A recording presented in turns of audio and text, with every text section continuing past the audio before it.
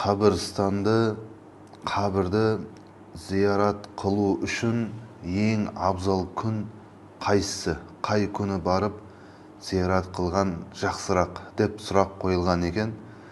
Alhamdulillah, vassalatu vassalamu ala rasulillah va ba'du.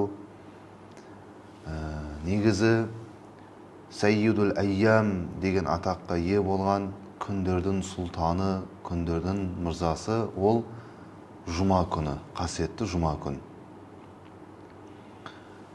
Juma namazga дейін ya Juma namazdan keyin ziyarat qilsangiz, бұл ең жақсысы.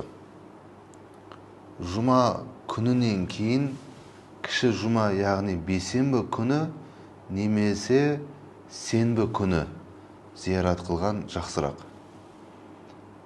Одан кейін сәрсенбі күні келеді. Себебі қазақта жақсы бір сөз бар. Бір жақсы амалды бастайтын болсаң, істейтін болсаң, қылатын болсаң, сәрсенбінің сәтті күні баста дейді. Сол үшін сәрсенбі күні келеді. Одан кейін аптаның қалған 3 күні жексенбі, дүйсенбі немесе сейсенбі күні.